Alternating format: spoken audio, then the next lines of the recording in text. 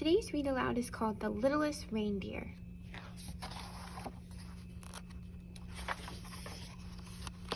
Dot was a reindeer. She lived with her family at the North Pole. There were many reindeer in Santa's village, but Dot was the littlest one. Dot had a friend named Oliver. He was the littlest elf in the village. Dot and Oliver were Santa's special helpers, but Dot wanted another job too. More than anything, Dot wanted to help fly Santa's sleigh. Santa would be choosing a new reindeer soon, and Dot was excited. She just needed a few lessons, and then she would be ready. Dot's sister Stina showed her how to get a running start. Dot's cousins watched too. Faster, faster, they chanted. But Dot's short legs just couldn't keep up.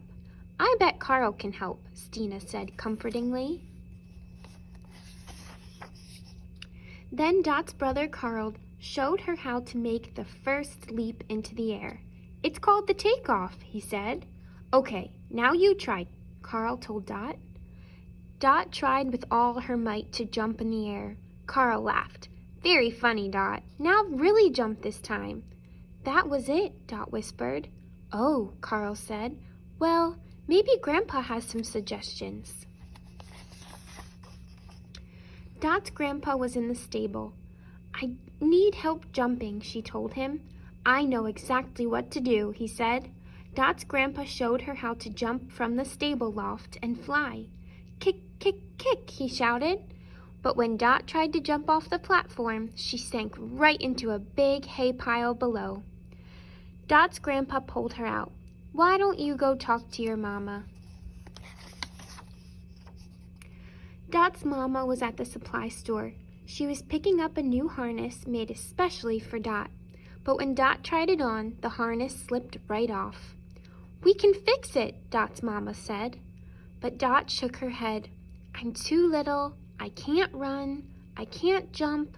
I can't fly. Dot's mama nuzzled in close. But you will soon. There's always next year. Dot clopped through Santa's village. She was sad. Would she ever be big enough to help fly Santa's sleigh? Just then, Dot's friend Oliver appeared at her side. What's the matter? Oliver asked. I'm too little to fly Santa's sleigh, Dot said. But you're not too little to do lots of other things, Oliver replied. Come on. Dot and Oliver made a snowman. They played tag with their friend Charlie. They made Christmas cards for their families. And they even helped a baby fox find her mama. At the end of their busy afternoon, they collapsed in a snowbank to rest. See, Oliver said, look at all the things we can do.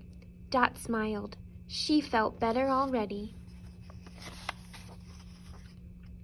Before Dot knew it, Christmas Eve had arrived. The entire North Pole came out to send Santa and the reindeer off on their important journey. Dot's grandpa gave her a big nuzzle. This will be you next year, he said. Dot nodded. Everybody cheered and waved as the reindeer got their running start. But then Dot noticed a tiny present in the snow. It had fallen out of Santa's bag. Oliver looked at Dot. Go, go, he cried. Then she picked up the gift and ran as fast as she could. Just as the reindeer lifted Santa's sleigh into the air, Dot jumped. It was her highest jump ever as she kicked her legs as hard as she could.